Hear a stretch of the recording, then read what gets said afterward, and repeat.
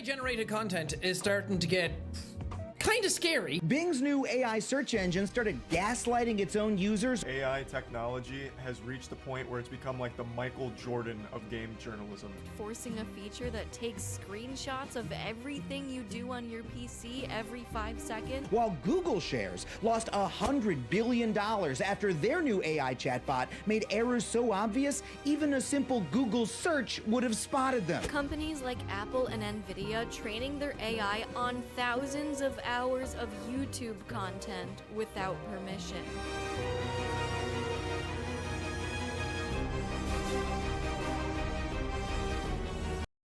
Hello everyone and welcome back to the Max Black Show. My name is Max, if you couldn't tell. In case you didn't see the title, or, just can't read, which, fun fact, 14% of grown Americans can. AI has completely infiltrated the creative arts, stolen jobs in the media and the creation industry, and is just progressing at a genuinely alarming rate. There is so many industries right now where AI is stealing jobs and taking over certain positions entirely, and not just service and labor jobs, which I think is where we initially expected AI to head. But no, AI is arguably being jammed into the jobs that are the most human. And don't mistake that as me dogging on social workers. They are absolutely the backbone of our civilization. I currently am one. What I'm saying is that labor is the easiest thing to replicate with technology. So if AI has gotten to a point where it's advanced enough to replicate what is produced from the human mind, it can basically replicate anything.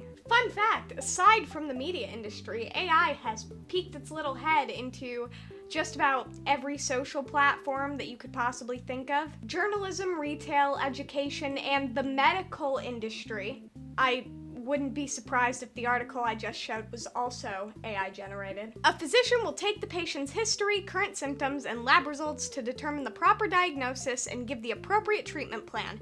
An AI system will do the same process in a fraction amount of time and of greater accuracy because it can tap into multiple databases at once. So not only am I paying hundreds of thousands of dollars for some schmuck to tell me no, I'm not allowed to stare out the hospital window with my lumberman tobacco pipe while Helena plays in the background, but now I'm paying hundreds of thousands of dollars to be diagnosed by a half-bit dishwasher. How many creative ways can a robot come up with to tell me that I'm just having a bad period and that's why my ears are bleeding?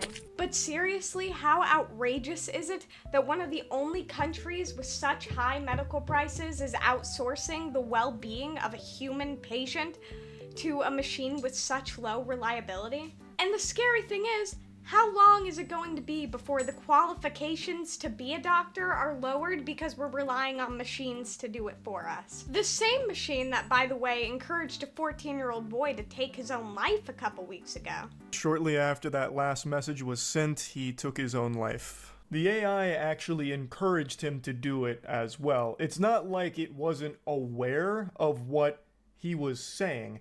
Apparently, he had made it clear early on that he had thoughts like that. And I was always under the impression that chatbots, at the first sign of, someone might self-harm, they would instead direct you to a professional to get help. They would give you tools to seek professional help and not engage with that further. Other areas of medicine that have embraced AI include medical imaging, gastroenterology, surgery, and online consultations, and therapy. Yeah, because we all know how well AI has handled mental health. Someone I know had an actual therapist tell her that if she killed herself, he would go piss on her grave. Show me an AI that can replicate that kind of motivation. Okay, despite my little rant, this video is not about AI in the medical industry, but I'm sure I'll make a video about the more dangerous uses of AI in the future. This video is about the media industry, baby. Hollywood and corporations being greedy? No. Yes. I'm sure you've probably heard about AI screenplays being sold off. AI Minecraft was also popular for like a half second. But recently, and what actually sparked me to make this into a full video, was Coke's recent, actually the first in history, fully AI-generated commercial.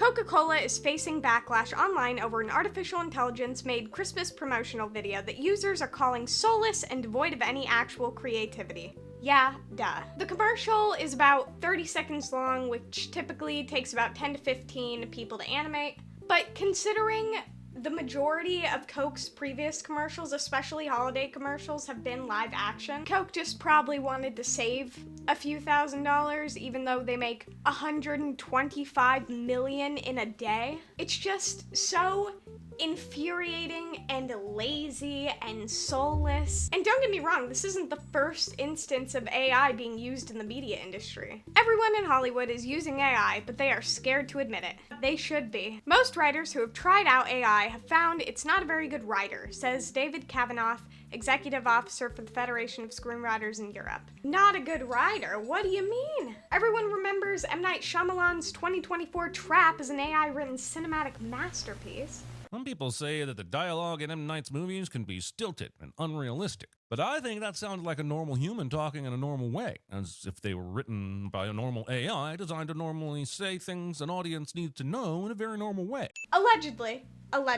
It's just a common theory. A film theory. So I don't see it replacing us yet, but the impact on other areas of the industry could be very damaging. He points to areas like kids' animation and soap operas, where there's a lot of repetition of similar situations by the same set of characters, as sectors that could be hit hard. Yes, I completely agree, especially with the Cocomelon epidemic taking over, which I understand is not AI. But fun fact, has been described as nicotine for babies due to its quick cutting and pandering to low attention spans. I'm not gonna go on a full-on Cocomelon rant. I know I've gone on a lot of those in this video. But if you think it's bad when a group of fully grown adults make literal brain rot for babies, imagine what will happen when you put that formula, every analytic, everything they've studied, and by the way, you know how sometimes Mr. Beast will go on a rant and he's like, oh, it's all in the numbers and we pay close attention to when drop-off rates happen and what catches the most attentions, what jokes work and what jokes don't. Imagine putting all of that information into an AI program to scientifically create a show or a piece of content that is so addicting to kids who haven't even developed object permanence yet. Not only is AI just being used as another tool for useless corporate greed, but it's not just frustrating to look at from a consumer's perspective. Because, let's be honest, the newest catalog of films from the last few years hasn't been the freshest already. But I guarantee you, nobody in the entire cycle, except for the big corporate sharks at the top, are happy about this whatsoever. For example, I happen to know someone who happens to be a massive contributor to this industry, esteemed actor Amir Talai. Shout out to him for giving me his perspective for this video. So you don't gotta take my word for it, my stupid dumb YouTube brain. Okay, YouTubers stretch. But the point is, Amir is a pretty esteemed actor who has hundreds of credits to his name, has been doing this a long time, so he knows a lot more about this than I would. I've seen him share stories of AI cutting corners since I've followed him, and I highly recommend you do too. But here's what he had to say. Personally, I see unfettered use of AI as an existential threat to not only the acting profession, but nearly every profession in the world. Generally speaking, it's a mindless cost-cutting tool that no one believes makes products better and only serves to enrich shareholders, but at great cost to quality and ultimately all consumers. Only through extremely mindful guardrails put in place by workers and consumers' rights advocates can AI not destroy civilization as we know it. And he's right. Sorry to get all political for a second, but if you replace every job that you possibly can with AI, who's gonna be able to afford the product you're producing? You think people are going to want to pay to go watch a product that they can literally make from their phone? Obviously, I'm exaggerating, but it's not like AI is very hard to access at this point. I think these people think that they're a lot more ahead of the curve than they actually are. Obviously, I'm exaggerating a little bit, but it's not exactly like AI is hard to access now. I don't think these people are as far ahead as they think they are. Hollywood has been a monster and has basically owned the media industry for as long as it's existed. But you have a new massive controversy every single month, and instead of bringing in people who are passionate about writing and art and performing and acting and storytelling You're going to cut out costs by replacing them with a program that I can buy on my phone for $3? Obviously, I'm exaggerating a bit. I understand that the programs that these companies are using are probably a bit more advanced than what we have regularly available. But fun fact about using AI to write and generate your film, you can't copyright it because it's theft.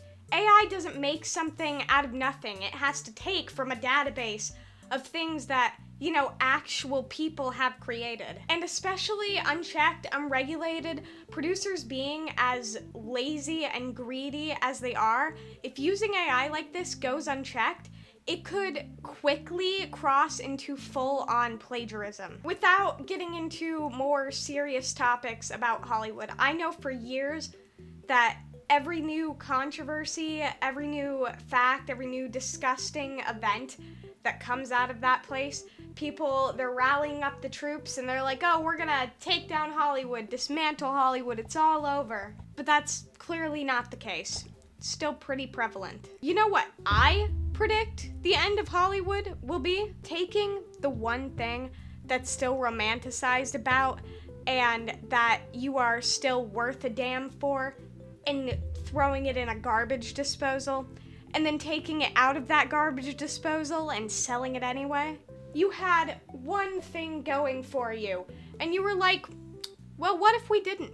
With this development in an industry that has been romanticized for years by some, a reason to fight and something to be passionate about for others, I think and hope that we are actually going to see a big change. I'm hoping that mine and Amir's, shout out to him one more time by the way, outrage is shared among you and by others who have grown up as passionate about media as I have. And I hope that that anger that we all share, you don't just sit in and let manifest in bitterness, but that you and others will use it as motivation. Invest your time and your energy into indie projects, into either creating or just supporting those in the indie industry. Indie films and shows and video games, which will be a whole other video, don't worry, should take over the market.